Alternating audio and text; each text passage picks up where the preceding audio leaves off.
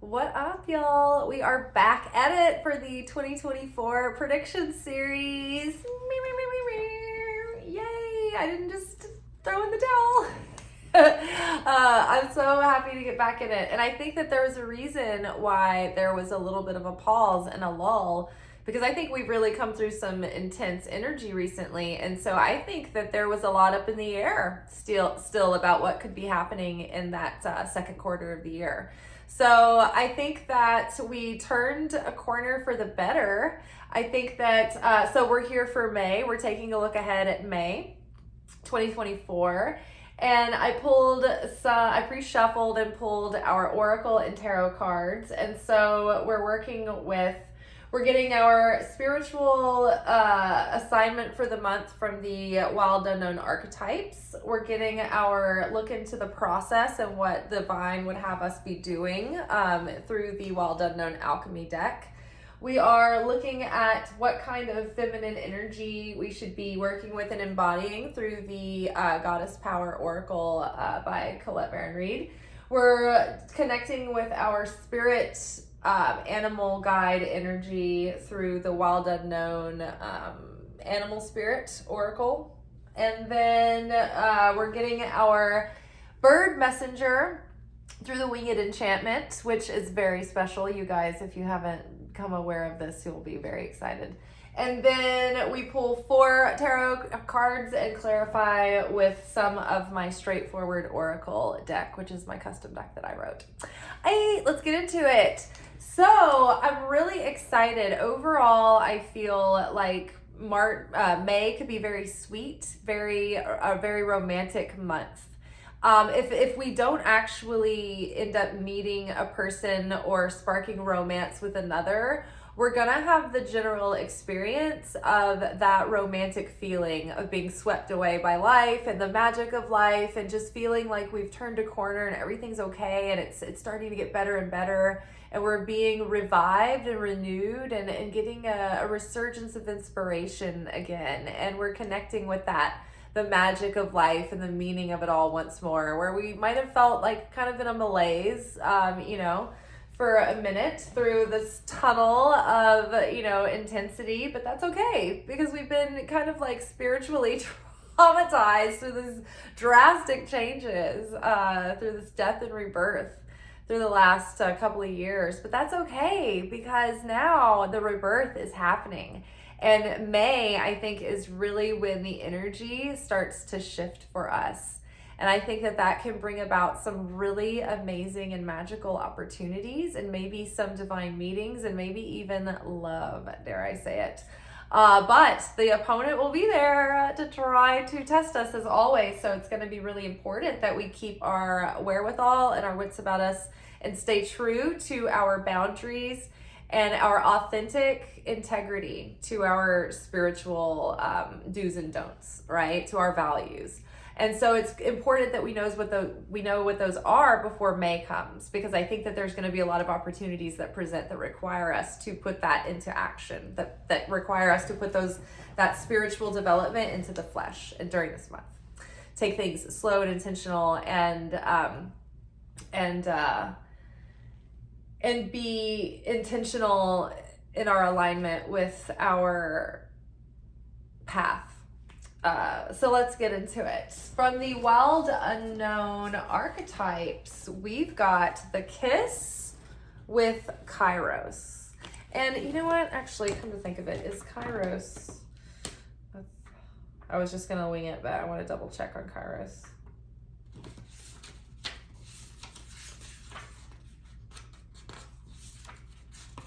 Oh, Mama. No, it is. It's timing. Okay, so the Kiss and Kairos.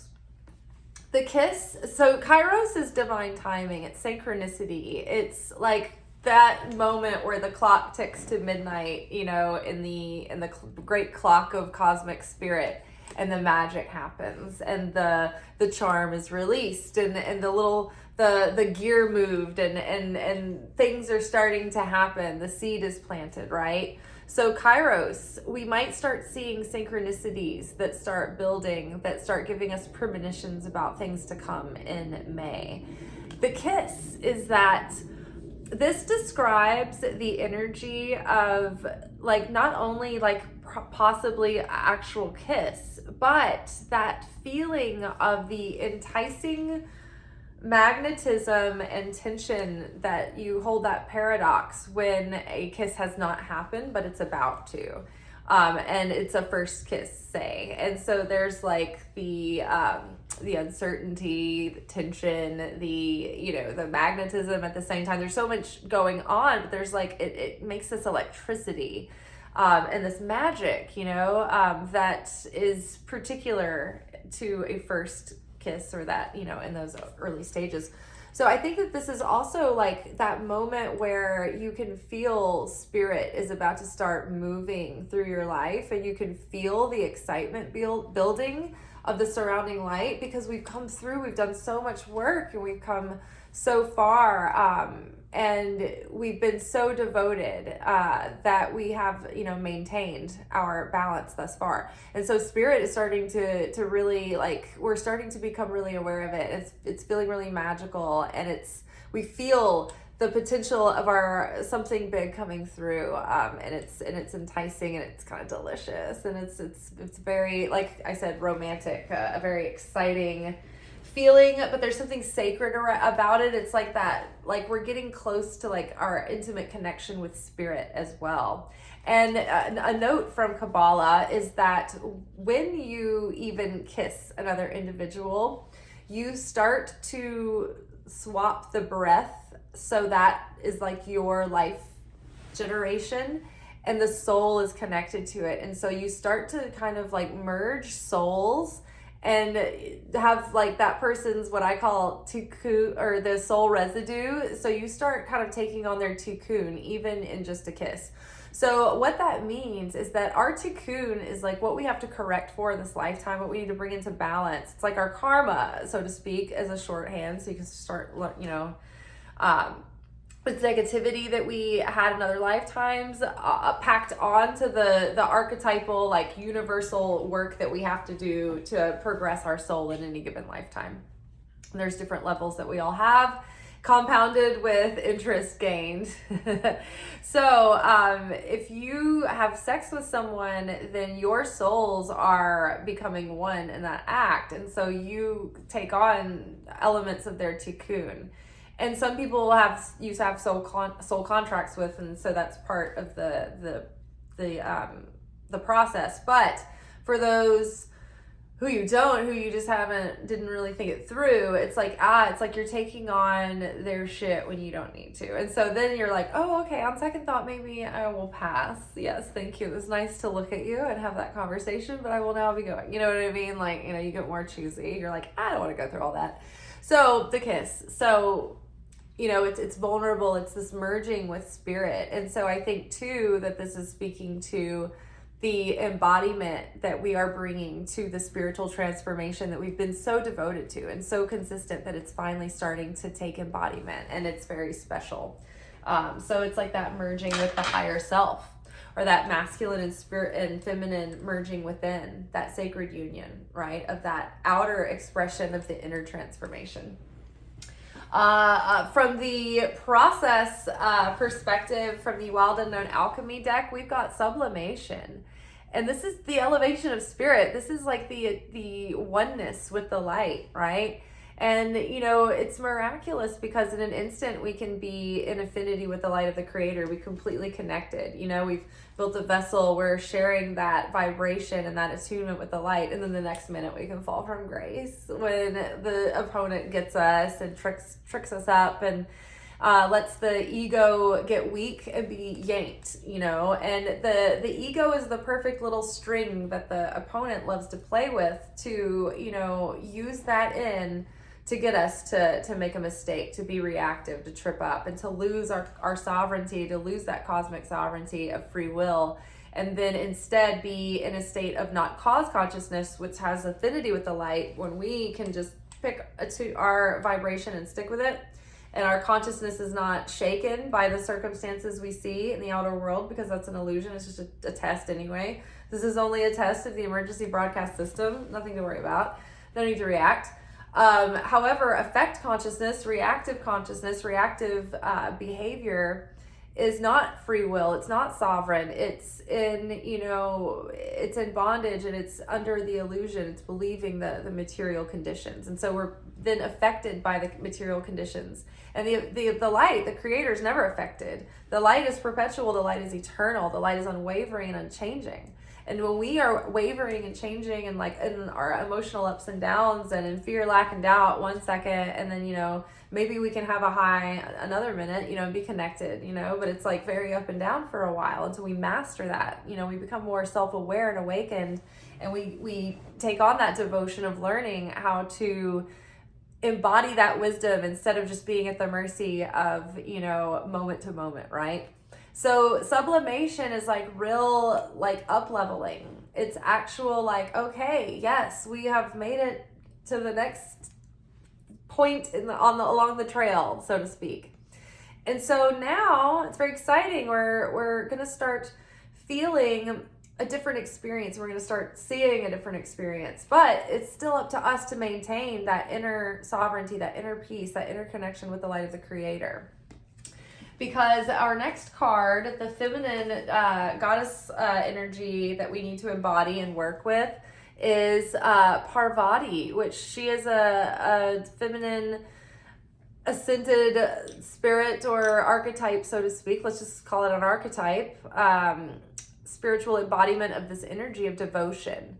And so, like, her story is all about the devotion to the spiritual self, the elevation of the soul, the correction, the heart, the healing and purification of the heart, the merging with the light, becoming more like the light of the creator. So this is about our devotion to spirit, source, God, devotion to becoming more in alignment and in union with our higher self.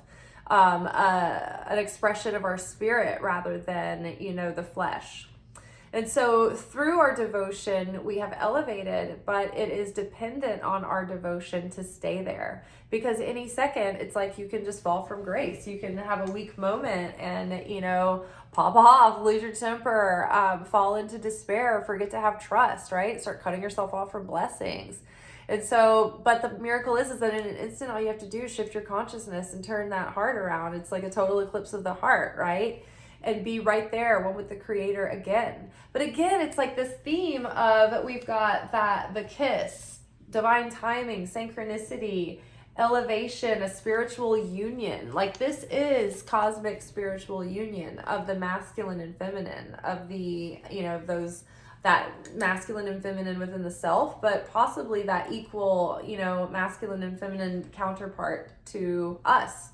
And that masculine and feminine union within the self also results in opportunities and expansion in our security and our comforts and our material, beauty as well. And so, it's kind of all connected in the same realm that Venus sort of influences. So this is elevating, all kinds of things in our life, but it might be bringing us beautiful opportunities to express the gifts that we were given, our talents, our dreams, our goals, our manifestations might be coming into fruition in, a lot of areas of our life.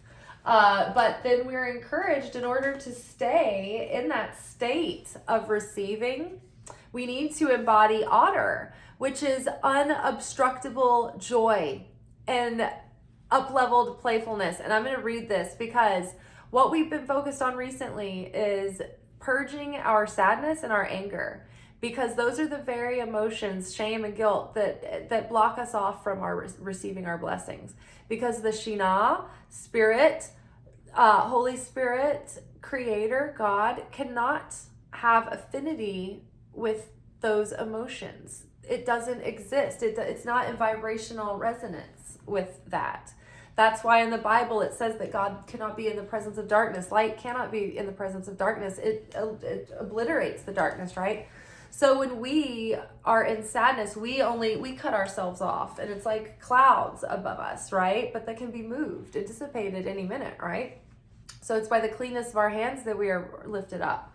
is what it says in Job. And Job was being plagued, and that was the opponent, like taunting the creator saying, no matter how hard you taunt Job will always be connected with me. Job will maintain his belief and his understanding because he knows it's by the cleanness of his hands that he is connected to me, and that's where blessing and favor come through. But it's like when we shut ourselves off through fear, lack, doubt, negativity, evil eye, evil tongue, we cut ourselves off from that because that doesn't have affinity with the light of the creator. Law of vibration, it's not the same, right? So it cuts ourselves off from the connection with the light, our connection with source, and our connection with our blessings. And so we have to maintain that relationship, relying on source to be the protector of anything that is for us, and anything that's truly for us is set aside. And so it's only our fear that can separate us from that. If it's not meant for us, we'll be protected from it. It will come through and stay as long as it needs to, and it will be removed. And so we don't have to get worked up. Stay in joy. Joy is going to open us up to receive all the blessings that, God has in store. But it also puts us in vibration with more joy, and it opens us up to more opportunity, more love, more abundance, more of the same. But it also, when we're in play and we're in, it's unobstructable joy.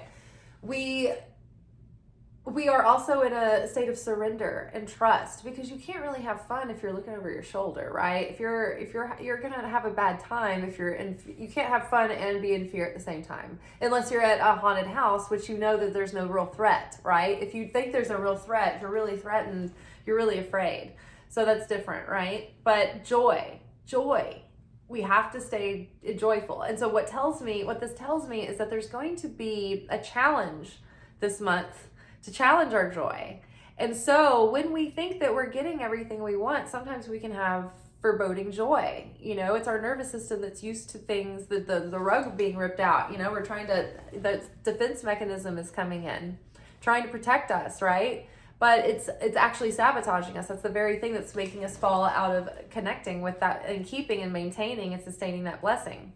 The vessel that is us and all the things that we're trying to build and create is built, in the strength of it is built through effort. It's built through earning that light, right? And so that earning the light builds our strength. It builds our strength and our endurance and our trust and our faith.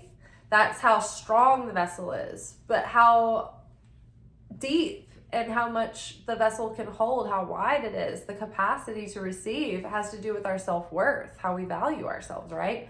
So be in joy. I'm going to read Otter because that's how important it is to stay in joy.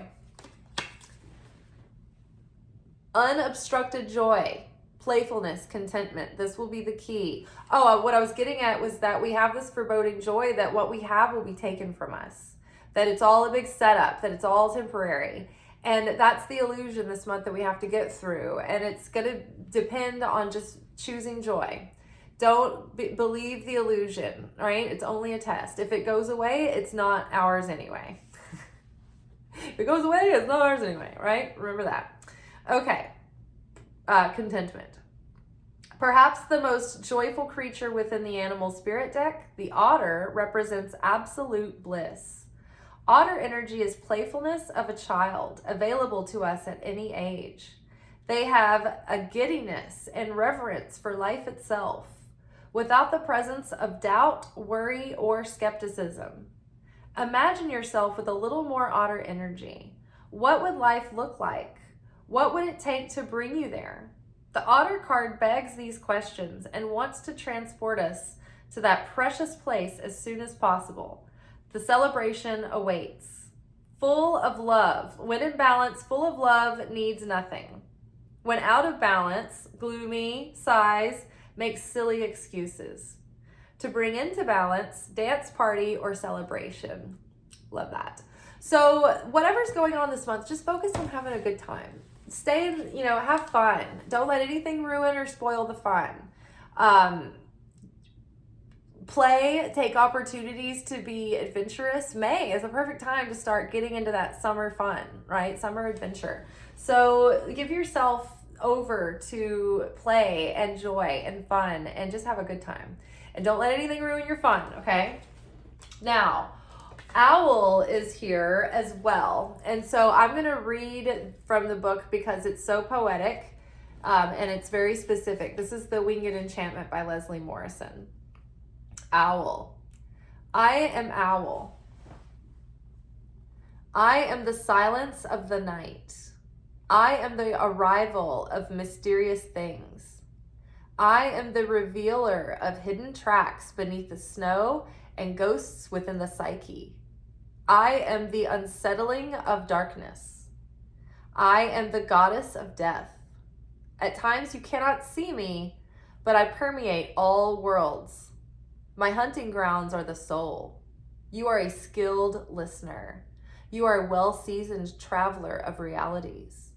I have been watching your movements and tracking your steps. You are beginning to see beyond the veil and crack the illusions of night. But you must be vigilant and watch your step in the blackness. Take the quiet road and guard your inner world with determined purpose. There is a vast trove of power that will guide you as well as you soar through the cosmos. But before you boast of your new winged ally, realize that I am no bringer of easy roads. My path is lonely and requires retreat into the forests of the mind. This is where all awareness begins and where all experience comes home to fulfill its purpose. You are a sober night vision. You are a master of the shadows. You are at ease in solitude. You are Owl.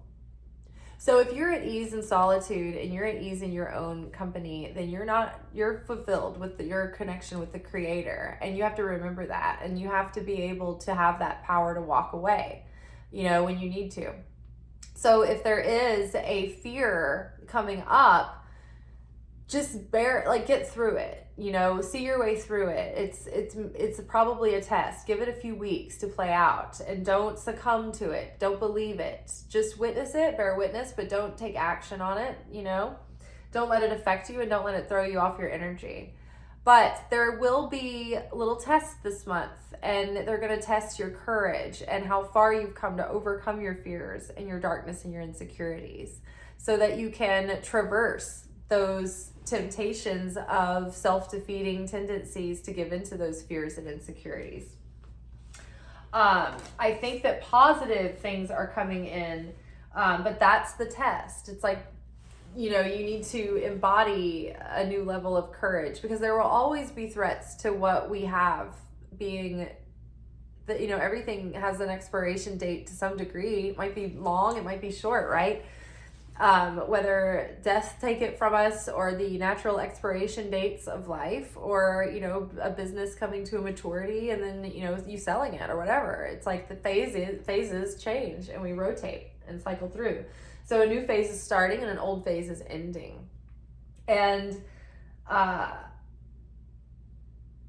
we're having more wisdom and discernment and seeing through illusion, right? And seeing through our own disillusionment and illusion, So yeah, let's look at our tarot cards. So we've got Knight of Cups for week 1. Followed by week 2, where we got Empress. Followed by week 3, which is Everything is Fine, which I think that's when the test is going to come in. And then followed by week 4, which I think we do well in the test because here is the materialization, the offer, the seed being planted. So amazing. So what the energy that I see playing out here is like, okay, week 1 of May, this romantic energy comes in and, it kind of sweeps us off our feet. We're getting very excited. Maybe we're feeling very excited about life. And then maybe we've got like professional opportunities or opportunities in our dreams or maybe even romantic offers coming in. And it's like, ooh, very exciting. So this is the initial offer, right? So this is maybe like an example or metaphor would be like, okay, somebody asks you on a date. You meet someone new, they ask you on a date. You're like, ooh, oh my goodness. Okay. All right. Well, all right. And it seems promising.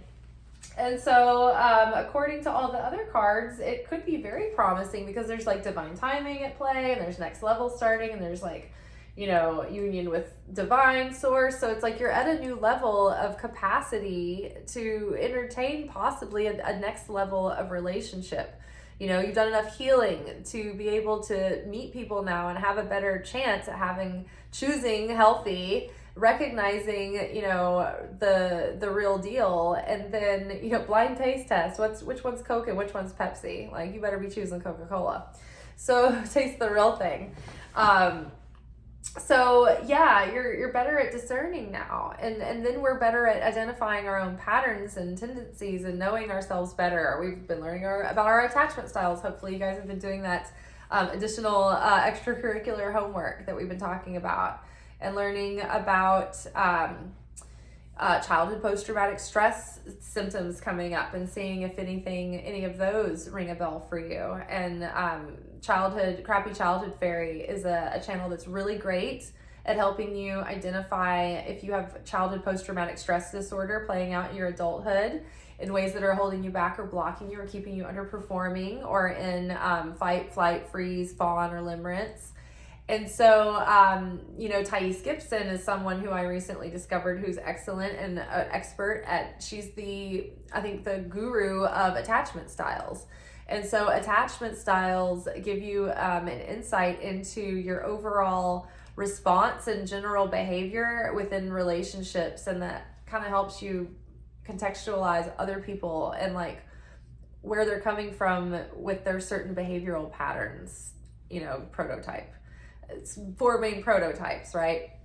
So, that is very helpful to be keyed in on, like, just like we, like to know the sun, moon, and rising sign. It's like, those are good things to know and to help you self-discover and self-regulate and correct, and grow.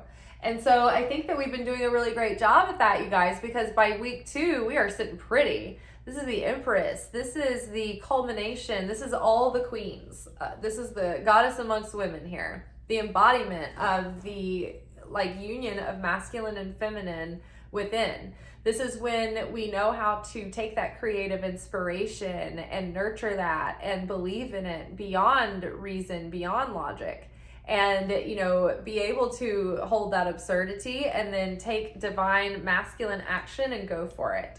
Know when the timing's right and then take divinely inspired action. You're capable of giving and putting effort in and taking initiative and having industry and confidence and hunting and protecting what's yours and having that active desire and that willingness to show that desire and feed that desire and go after it, because that desire, the ability to feel it and nurture it and express it and go after it and keep it hot, that's the magnetism that drives us forward in our progression of life. It's the desire to live another day, the desire to have that ribeye with the rendered fat from craving, the desire to get out there and pursue that relationship that is possible and not settle for whoever, the warm body or giving up all altogether, So this is the Empress. This is the embodiment of that inner value and that embodiment of higher self. But also when you're holding that space for that self-worth, that kind of self-worth, you're attracting those who can see that in you and resonate with that. And so maybe this went well and you've been able to stand in your worth and hold your boundaries and stay true to you and your pace and your integrity. And if it's like a professional opportunity that's been presented, you've already seen through the red flags of bad opportunities or, maybe shady clients that aren't going to be very dependable or might, end up burning you. You've been like, no, I know how to identify that when that feeling comes up. And so now you're connecting with those like real opportunities that are seeing your value and willing to invest in that value, right? Or see want to work with you and all of that. So, the better opportunity that has like everything that was your deal breaker and non-negotiable for it. It's like you didn't settle for less, or something that would feel compromising to you. Okay. So our next card, everything is fine. This is 10 of Swords in reverse, but in this deck, this is from the Modern Witch Tarot. there's two versions of the Ten of Swords. And one is the upright Ten of Swords. That's just the typical, this is the end of a very difficult cycle. You know, it could very well have ended in ruin and just like, it's just over. But this card is specifically in the deck to let us know that everything it's fine. It's going to be fine. This is the end of the darkest. This is a new day dawning ahead. The worst part is over. Like, there's nothing more to fear. It maybe looks worse than it is. Like, no real damage is done. Like, you got out of it. And now things are going to get a lot better. So this is the end of that cycle. This is the end of that whole first, part of our lives before, and this is the new us coming into being. And this is when we're finally, like, spring is starting to get sprung around here. And so when Ten of Swords is reversed, it's like, think about the swords falling out. It's like the healing is happening, and the worst of it, you're getting over the worst of it, and you're actually starting to really, like, you're like, I think everything's gonna be okay again. Everything's okay. Everything is fine. And it is. Everything is fine. And so if you're being tested right now, if your old fears are creeping up, and your old insecurities and your old doubts, your old little bugaboos that get under your skin and make you feel like, oh, insecure, and make you want to feel reactive, if that starts creeping in again, just know everything's fine. Don't succumb to this. I've been warned. The owl is with me, as my, like, spirit messenger to say, like, hey, this archetypal energy, this wisdom guiding you through these shadows, through these illusions. This is a test. This isn't real. This is only a perceived threat, right? It's an illusion. And if you fall prey to believing in this illusion, then you could very well mess up the energy and damage, something that's starting off on a very positive note. So maintain that seed level of purity. Don't let it become defiled with fear and suspicion and fear, lack, and doubt. Give it a few weeks to play out before you start giving into that kind of thinking. Because following that, we have Ace of Pentacles. So maybe once we get through that initial, like, nerves, we find out that there really is something, here. It's the beginning of something new. And maybe it's, just the beginning of a new cycle. And, it's a fresh start and a fresh beginning. But either way, I think that there's a real seed planted here, and new opportunities coming along for new security, and new opportunities in money and purpose and career and dreams and creative goals, but also possibly in relationship too. So that's great. That's good. That's a seed planted in this new cycle. It's like we made it past the initiation, and we got our $200, and we can pass go now. So wonderful. Ace of Pentacles. A new cycle of abundance. So from the straightforward oracle, we got listen to your intuition that first week. The second week, we got true love. Week 3, this is tied to early childhood fear. So that was with that everything is okay. And, like, think about it, the otter, stay devoted. Remember Pravarti. Connect with source. Pray out loud. Source, I am being tricked by the opponent right now to ruin this new opportunity with fear and with insecurity and with doubt. And I need to remind myself that every time I plug in with you, I plug in with that feeling of faith, of certainty, of unshakable and unobstructable joy, because I know that everything is fine. No fear. This is tied to early childhood fear, and the best thing you can do right now is observe it with no judgment and feel that, and try to go back and reconnect with that child, that inner child, through a state of subconscious vulnerability, like in a hypnotic state, and try to connect with that inner child in a meditation and heal that fear, reprogram it. Let that child know that that's over. That experience was over. So childhood post-traumatic stress disorder tendencies could be coming out right now and triggering attachment style wounds. So maybe be prepared before May comes, because these are the ways we're going to be tested through early childhood post-traumatic stress disorder, nervous system dysregulation, attachment styles coming up.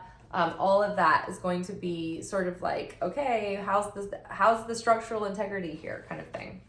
So hold true, because for week 4, the 2 cards came out together. It says you need to be more motivated and bad advice. So whatever you do at the end of the month in May, rely on your own inner wisdom and your own intuition. Trust your intuition. Don't listen to outer sources, because either they might be well-intentioned, but this particular case, it's not the right advice for you, or there could be people around who have ulterior motives, or they have a difference of opinion and they wish you to fail, or they don't agree with you, so they unconsciously are evil eyeing you, something. But don't listen to outward advice. It's not the right advice for you. It doesn't mean that it's wrong advice in general. It just means that it's not the advice you should be listening to.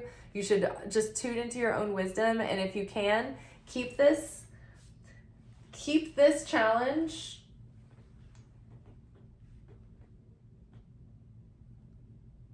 contained to maybe you and Creator. And I'm not suggesting you isolate long term, but maybe through the fire of it, it's really the big ask is to tune into, rely on your own connection to source and not look outside of yourself and listen to intuition. Listen to your own intuition. True love. There is true and deep love here. Relationships that challenge us to grow. True devotion and commitment. So devotion came up again. This person or situation is coming from the vibration of pure love. So, again, stay in unobstructable joy. Trust your initial intuition with the romantic connection. And, if you've built trust with yourself up to this point, you've learned how to see the red flags and be honest about them, right? So that's where we're learning how to trust this intuition now. We're willing to walk away because we know our own worth. We're not going to have, loose boundaries. We're going to stick with our values and stick with our pace and get to know someone slowly, right? So that we shouldn't be in any real danger zones within the first 4 weeks anyway, because we're going to be, taking it slow. So, no real danger here anyway. It's all just fun at this point. So just keep having a good time. Stay in your worth. And trust that this person is on the up and ups, right? Just give them the benefit of the doubt for a few weeks. And don't look too deep in it. Don't be like, this is true love. But just be like, okay, this is it is what it is. It's not like there's no malicious or malintent here. There's an equal match in this energy, matching energy, equal intent, vibration, resonance on a deep level. Much can be learned when 2 healthy equals come together with open hearts. There will be beauty as well as challenge, but do the challenges make you more of yourself, more conscious, more loving and understanding, sharing, brave, honest, and real? This relationship has the potential for real and abiding love, for intimacy and soulmate level partnership, but this love must be entered into mutually and equally and treated as sacred. This love must become a devotion and practice that both partners commit themselves to. In doing this, true ecstasy can be achieved. Higher love can be experienced, and the union can serve the world in its overflow, blessings, and abundance. So we'll see. And then it might be triggering early childhood fear. This behavior they might be being triggered by their early childhood fears too. So because you're resonating, you're equals, so you're probably put together as mirrors to show one another each other's childhood fears. And then if this could be, an opportunity in a professional situation too, but just this feels easier to describe as as a relational reading. This is tied to early childhood fear. This behavior is a direct result of childhood trauma.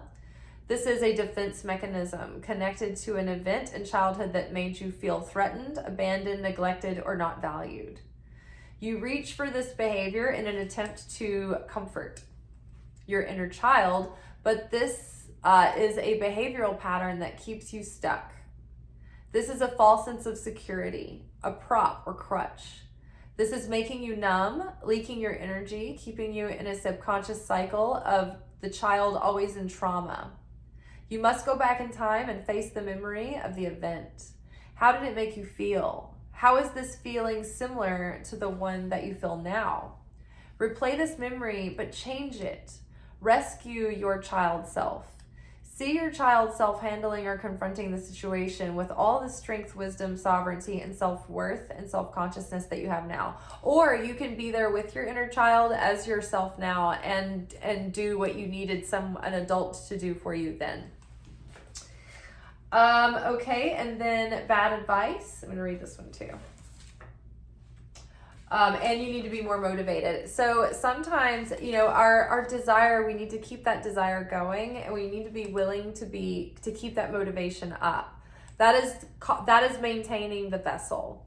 We always have to be earning the light. We always have to be making an effort, or else we'll atrophy.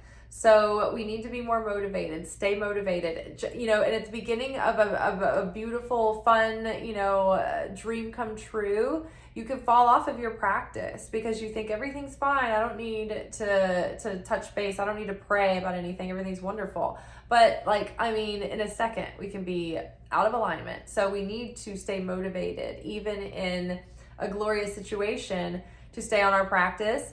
How many times do we enter into a relationship and take on that person's bad habits, and then suddenly all the work we've done on our fitness or on our, spiritual practice or on our business, it just slides, So we need to stay motivated, to stay true to those things that are that we value. And bad advice. Someone around you is trying to give you advice. Their advice may seem logical, but it is wrong for you.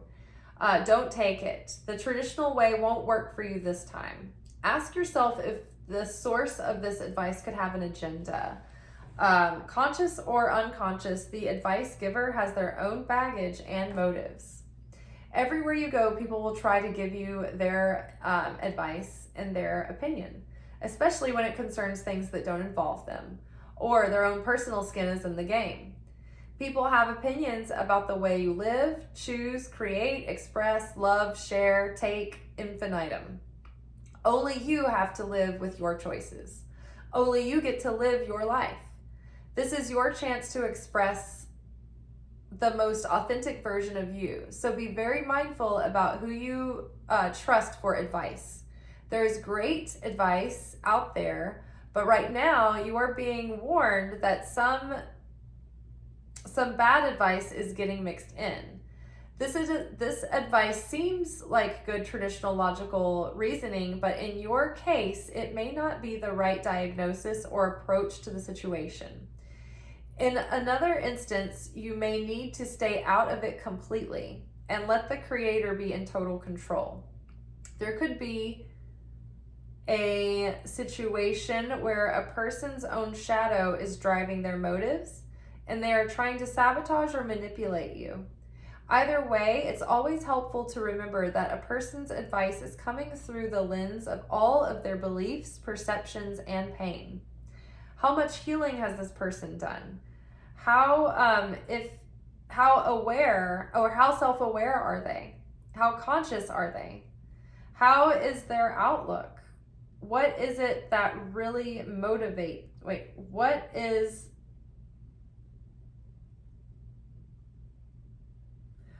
that really motivated from? Or what is the advice really motivated from? All right, you guys. So yeah, very exciting energy for May. Also will be tested. So hold true to your spiritual practice and your faith, and keep unobstructed joy. And that will keep you connected with blessing. When we fall out of that, we cut ourselves off from the blessing because of vibrational dissonance. We're not in affinity with the light in that moment. So it's a practice, and it's a devotion, and it's a discipline. And the miracle is you can get right back on the horse at any given moment. You have to shift that consciousness, shift that energy, and connect back into your certainty and the light of the Creator. All right, y'all. Happy May. Ciao.